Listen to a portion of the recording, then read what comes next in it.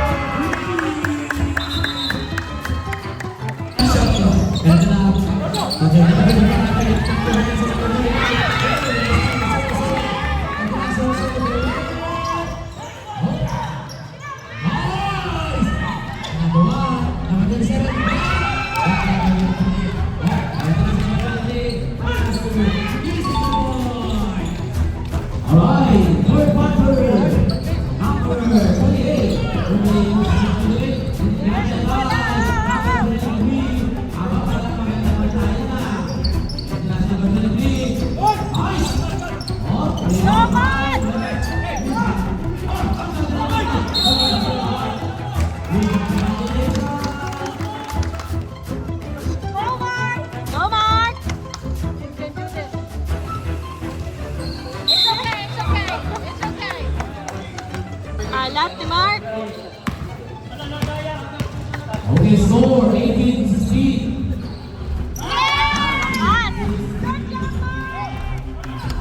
Number 3. Number 2, set play.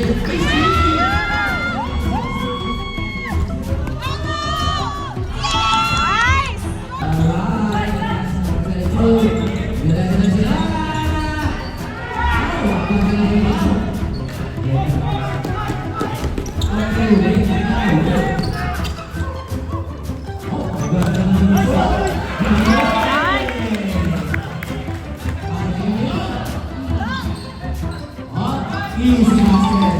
This is the last 2 minutes.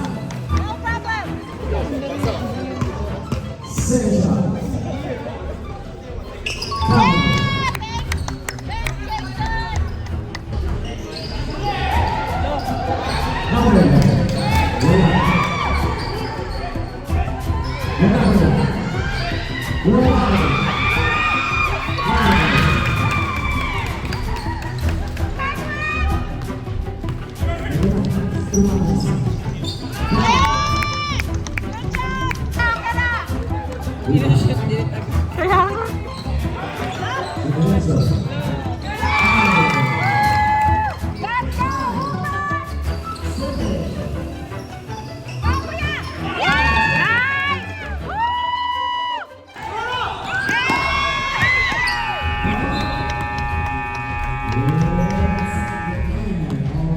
Twelve seconds to shoot. 12 seconds. 12 seconds to shoot.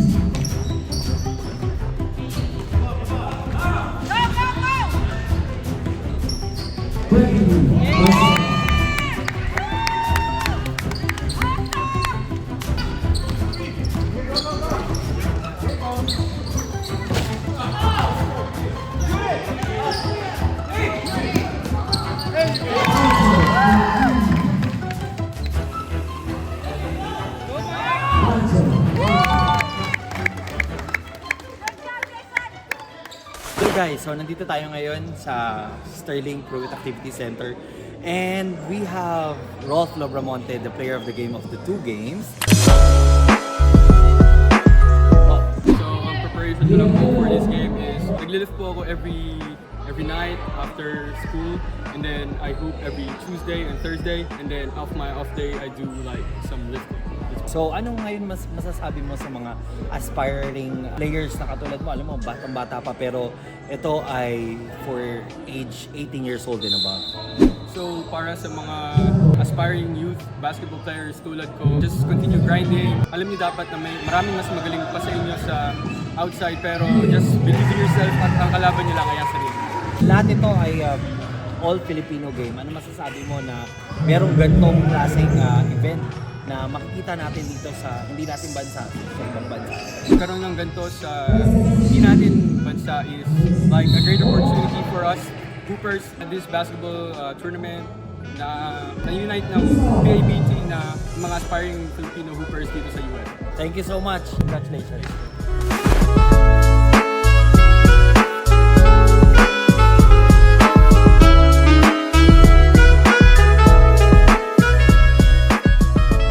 Yan guys, natapos na ang first schedule of the Filipino Unity Basketball Tournament at nakita nyo naman grabe sobrang intense ng laban at syempre nakausap din natin ang player of the game ng Game 1 and Game 2 na si Rolf. Maraming salamat.